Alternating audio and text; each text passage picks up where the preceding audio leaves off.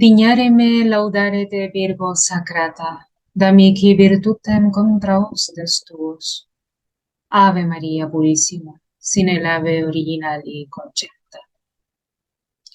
Sean muy bienvenidos a este canal llamado Vasallos del Inmaculado Corazón de María. Este vasallaje, que es una milicia cuyo propósito es reparar las ofensas, profanaciones, desprecios que recibe el Inmaculado Corazón de María y el Sagrado Corazón de Jesús. Estos dos corazones que están íntimamente unidos. Si reparamos el corazón de la Madre, consolamos también el corazón de su Divino Hijo. Esta cruzada cordimariana que está en el corazón de todo católico, con el deseo de ver ya cumplido el reinado social de Cristo, de su Sagrado Corazón, y que sabemos que llegará cuando ya reine María Santísima en el corazón de todos sus hijos. Esta es la forma de propagar el reinado del Inmaculado Corazón de María, consagrándose a ella y confiándonos que ella nos llevará y nos conducirá al conocimiento cabal de los misterios que guarda el corazón de su Divino Hijo. En esta oportunidad, estimados oyentes, quisiera proponerles un tema que he trabajado, que iremos viendo progresivamente para ir de alguna manera profundizando un aspecto que es importante, vital para la vida del católico, como es formarse debidamente en el conocimiento de su Divina Madre. Y en esta oportunidad me gustaría que hablásemos sobre la Santísima Virgen María en su calidad de mediadora de todas las gracias. Y este título, que es por conquista, pero también por naturaleza, propio de la Santa Madre de Dios, nos convoca hoy día porque en la medida que nosotros lleguemos a conocer todas las excelencias de la Santísima Virgen y que Dios ha puesto en ella, progresaremos en este camino primero hacia la santidad y luego de una perfecta comunión con estos divinos corazones.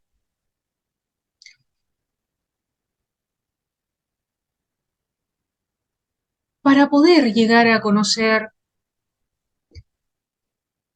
las excelencias de la Santísima Virgen, es necesario que se haga un estudio, que uno se deje en las manos también de Dios, pero también hay que tener mucha docilidad, humildad y mansedumbre de corazón. Dice la Sagrada Escritura que, especialmente en el Cántico del Magnificat, que, que los soberbios son abatidos y los humildes son exaltados. María Santísima es humildísima y por eso Dios se ha recreado tan perfectamente en ella.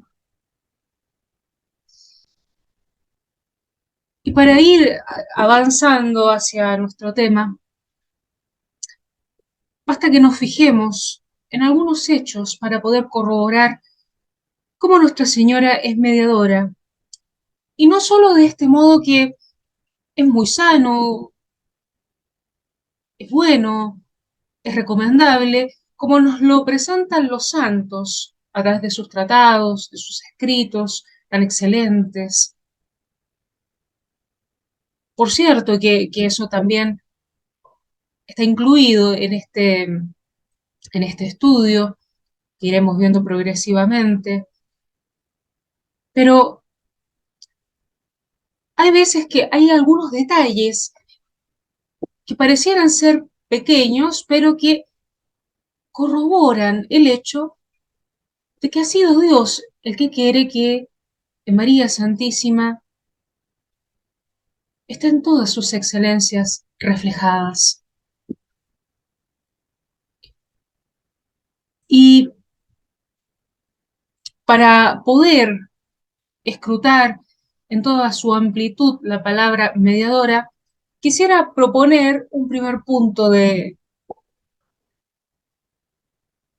reflexión sobre este respecto. En primer lugar, Dios ha establecido en María Santísima el medio a través del cual Él vendría al mundo. Esto es algo que todos hemos pensado, pero si nos detenemos un instante, nos vamos a dar cuenta que Dios establece un medio para venir al mundo. Y si hacemos un mínimo ejercicio de abstracción y pensamos, bueno, pero Dios es Dios, pudo haber bajado del cielo sin mediación de nadie. Dios, que es el hacedor de todas las cosas, no requería de nadie para venir al mundo. Sin embargo, Dios quiere establecer un medio para venir al mundo. Quiere establecer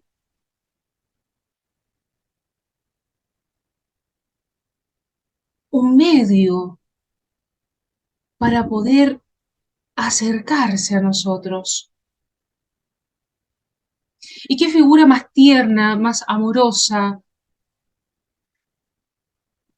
que establecer un puente maternal entre su corazón y el linaje humano? La madre, una buena madre, busca siempre conciliar a los hijos, acercarlos. Justamente la Santísima Virgen María hace esto. El linaje humano que había dado la espalda a Dios con su prepotencia del non serviam, que es muy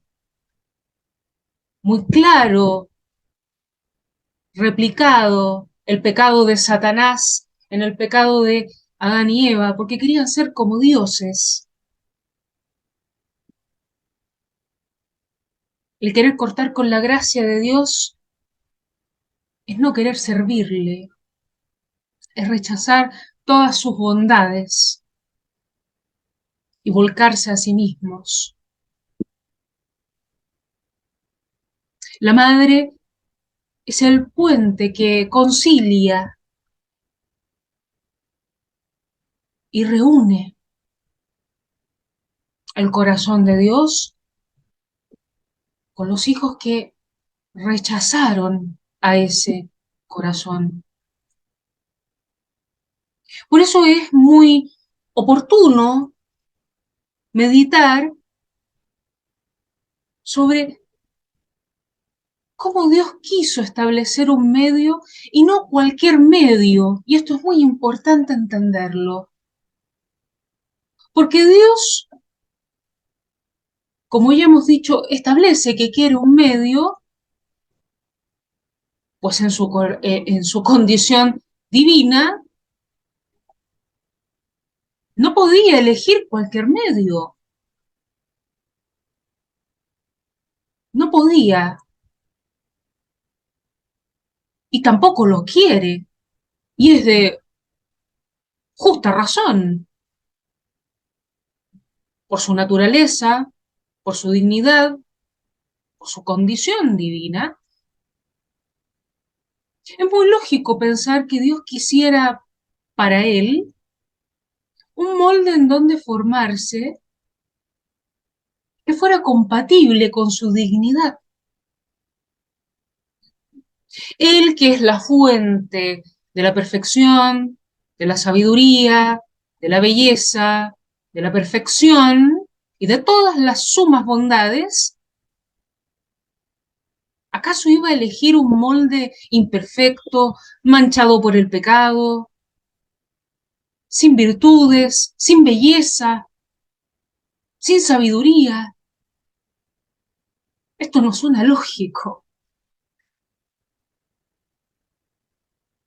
Más bien suena bastante coherente pensar que Dios quisiera para sí, y solo para sí,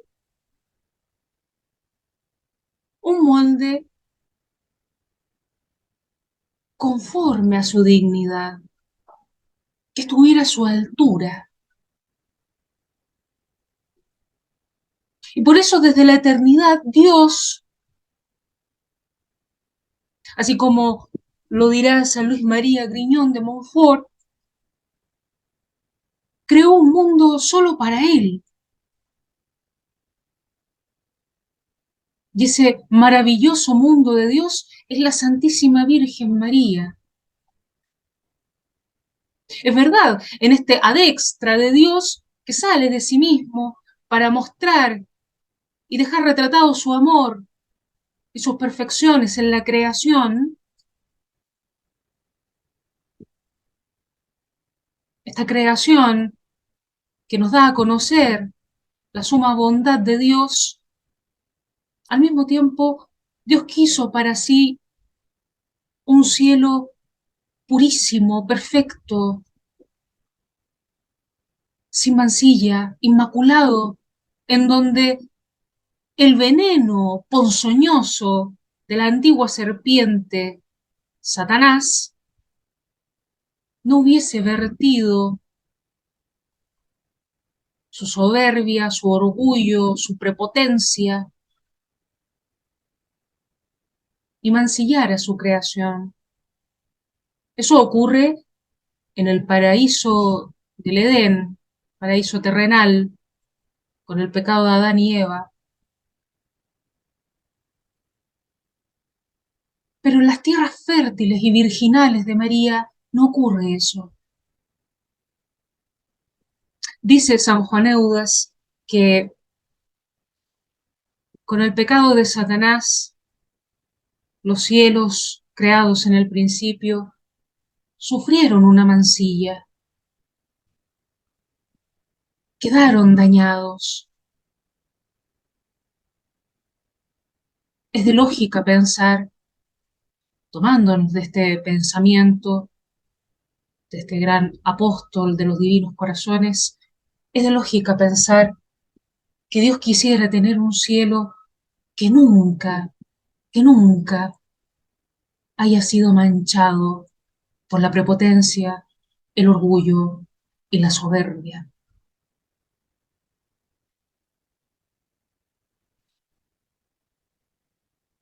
Por tanto, en esto podemos darnos cuenta que Dios se elige un modelo perfecto, colmado de virtudes, para poder recrearse en él y formarse en él y venir al mundo por medio de él.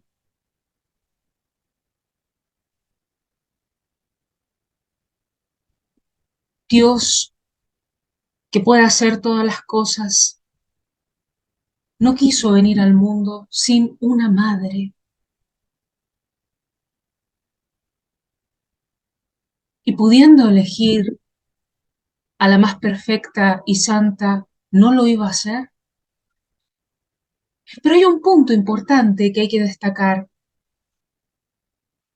Este modelo es exclusivo de Dios. Dios no lo comparte con nadie. A nosotros se nos revelan a través de las palabras de los santos y de los escritos de los grandes doctores de la Iglesia, las excelencias de la Santísima Virgen, pero nosotros no hemos ni siquiera develado un 1% de todas esas excelencias. Las podemos atisbar. pero no nos imaginamos cuán profundo es este océano de gracias.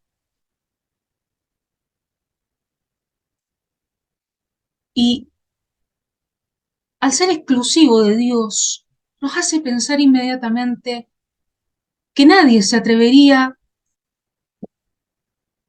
a tocar o mirar de un modo impropio a la Madre de Dios. Y esto lo comento en esta parte de nuestra sesión, justamente porque hay quienes se atreven a señalar que la Santa Madre de Dios no es tal y que fue una mujer buena, pero que no tuvo mucha relevancia en el plan salvífico. Cuán equivocados están aquellos que aseveran esto, considerando todo lo que hemos dicho hasta ahora. Es imposible que la Santa Madre de Dios haya sido vista por Dios como una mujer común.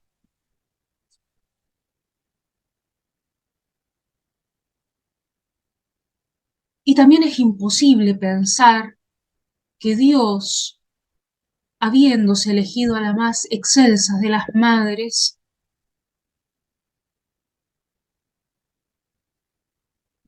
no haber custodiado su dignidad. Es imposible pensar que el divino Redentor fuera tan mezquino al pensar en su madre y decir, bueno, será santa y virgen y pura solo hasta el alumbramiento. Como si hasta ese momento solamente la Santa Madre de Dios tuviese que tener la altura y la dignidad de su Creador, que la ha elegido para tomar de su carne y de su sangre para formarse. Esto suena ilógico. María Santísima no fue madre solo 9 meses de Jesús. Y por tanto la dignidad de la Santa Madre de Dios, su pureza, su virginidad, son permanentes. Y si pensamos en esto, es menester que también meditemos en lo siguiente. ¿Ustedes piensan que Dios permitiría que a su madre se le mancillara en la honra?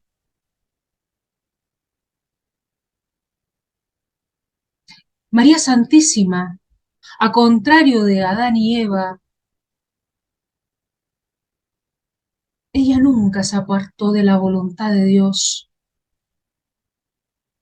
nunca contristó al corazón de su Creador. ¿Ustedes creen que Dios pagaría con una moneda tan mezquina aquella que jamás ha dejado de amarle y servirle? Eso suena bastante ilógico y mezquino. Pensemos cuando Adán y Eva caen en pecado y rechazan a su Creador, y luego de recibir su castigo, Dios pone afuera del Edén, en las puertas del Edén, a un ángel para que ellos no vuelvan a entrar. Las puertas del paraíso quedaron cerradas y automáticamente las puertas del cielo también se cerraron para el linaje humano, las cuales se abrieron una vez que Cristo paga y salda la deuda del pecado original en la cruz. Si decimos que en las puertas del Edén, de este paraíso terrenal, Dios puso a un ángel para custodiar ese lugar que ya había quedado mancillado por el pecado, María Santísima, que no ha sido mancillada nunca por el pecado, ¿acaso Dios no mandaría una legión de ángeles para proteger a su Santa Madre? ¿Acaso no iba a poner una legión de ángeles a custodiar al que es el árbol frondoso que va a producir el fruto de salvación, Jesús? Por eso decimos, bendito el fruto de tu vientre. María Santísima es el árbol de la vida que está prefigurado en el Génesis. Un árbol que estaba reservado para los tiempos de la venida de nuestro divino Redentor y que no se podía comer antes, no se podía probar antes este divino manjar,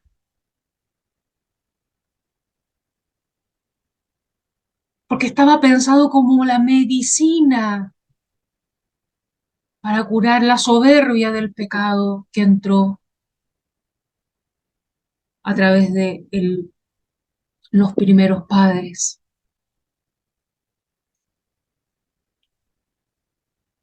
Pero también es importante entender a la Madre de Dios, la Santísima Virgen María, no como un mero medio, porque si lo hiciéramos así, nos presentaría una imagen de Dios como si Él usara despectivamente los medios que establece para poder acercarse a nosotros. Y no es el modo correcto de entender la realidad de la Santísima Virgen en el plan salvífico. Hay quienes se van a esmerar y se van a afanar en demostrar que la Santísima Virgen solo era un instrumento y que hasta cuando dio a luz al Divino Redentor, fue una mujer buena, honorable, pero nada más que eso. Sin embargo, las mismas personas que con estas elucubraciones torcidas y malintencionadas obvían algunos pasajes bíblicos que demuestran lo contrario. Por ejemplo, aquellos que se afanan en decir que la Santa Madre de Dios tuvo muchísimos hijos, dejando en claro el dogma católico sobre la perpetua virginidad de María Santísima. Pero hay un texto bíblico en el Antiguo Testamento que nos habla de algo que sería muy adecuado traer a esta conversación. El profeta Isaías, en el capítulo 1, versículo 14, dice lo siguiente: La Virgen está encinta y dará a luz un hijo, a quien pondrá el nombre de Emanuel. Fíjense bien en esta cita. Dice, la Virgen está encinta. Esta paradoja maravillosa en que se nos presenta una Virgen sin mancha, pero que también es madre. Está a portas de dar a luz, dice el texto. La Virgen está encinta y dice, y dará a luz a un hijo, solo uno. Pero en esta maravillosa cita del profeta Isaías, se nos están revelando muchas cosas que la fe del católico ya cree. Dará a luz un hijo.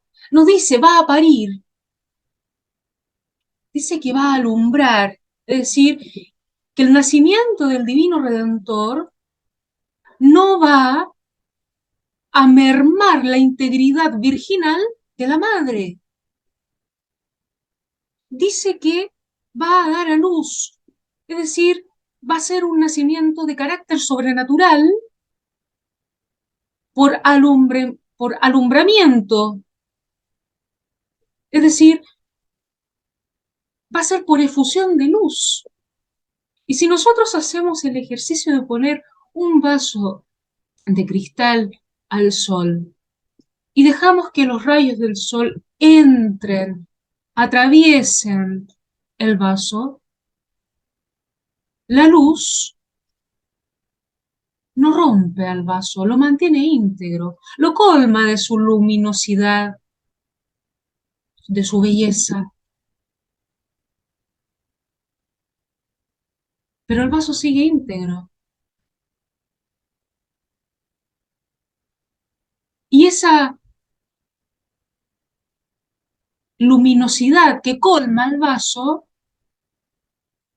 contiene, así como hace una madre cuando está encinta, contiene a esa luz en su interior, pero no corrompe el vaso, no lo rompe. El profeta Isaías está diciendo eso. Será madre, permanecerá virgen, puesto que ya concibió virginalmente, no es obra humana, no hay participación de varón, que es lo que nos está tratando de decir,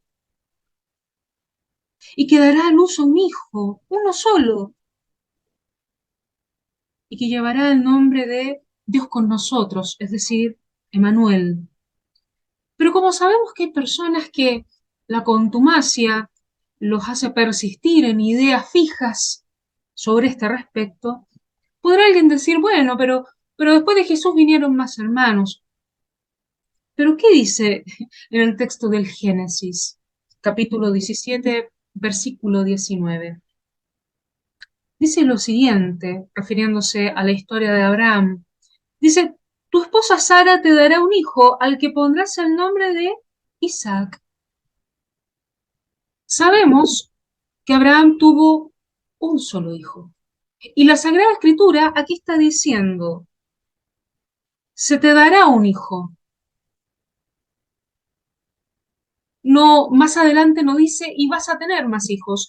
Si Dios, siendo Dios, pudo haberle revelado que iba a ser padre de más hijos, este era el momento de decírselo. Sin embargo, hace mención de solo uno, porque tuvo solo uno y no más. Interesante que en esta historia no dice, y dará a luz un hijo, como lo dice Isaías refiriéndose a la Virgen, sino que dice, se te dará un hijo. Son detalles que permiten profundizar en el misterio de la Santísima Virgen y del misterio de nuestro Señor Jesucristo. Es importante meditarlos y leerlos con humildad de corazón.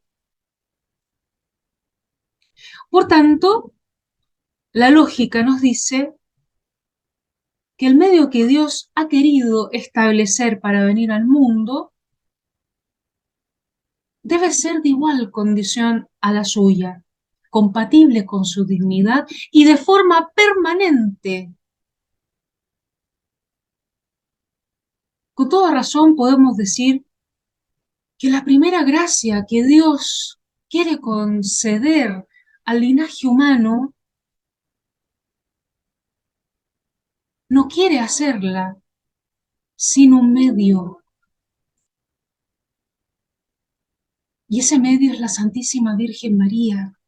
Dios no quiere entregar la primera gracia al linaje humano, que es recobrar la esperanza de la salvación, si no es por manos de la Santísima Virgen María, su madre.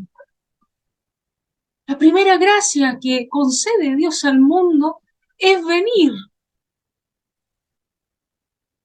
pero por medio de una madre, para reconciliarnos con su corazón.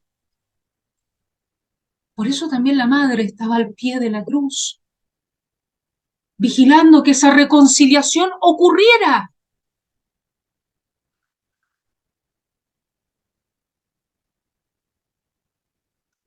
María Santísima, con su fiat, palabra que quiere decir hágase, fiat, devolverá la esperanza al linaje humano.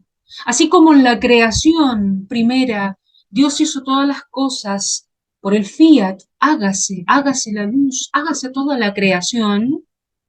Bueno, María Santísima, con su fiat, hágase la voluntad del Señor en mí.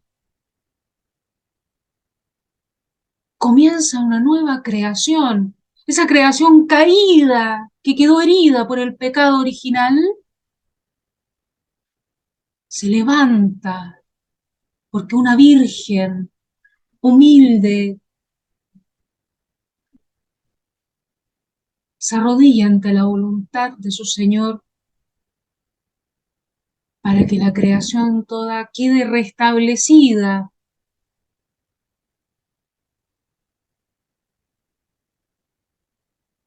Dios quiere que todas las gracias que ha destinado como bienes espirituales para el linaje humano fluyan por medio de este acueducto purísimo, que son las manos de la Santa Madre de Dios. Pensemos que esas benditas manos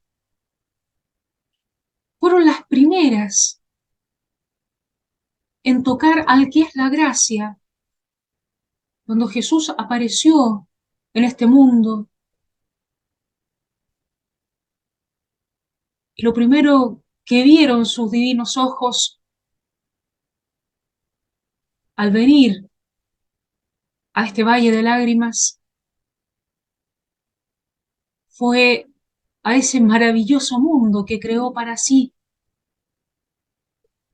para que todas esas amarguras que les íbamos a hacer pesar sobre sus benditos hombros estuvieran dulcificados por la mirada preciosa, pura, santa de su madre.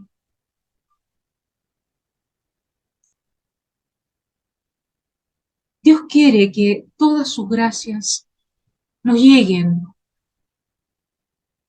por medio de María Santísima. Él quiere y establece este medio para comunicarnos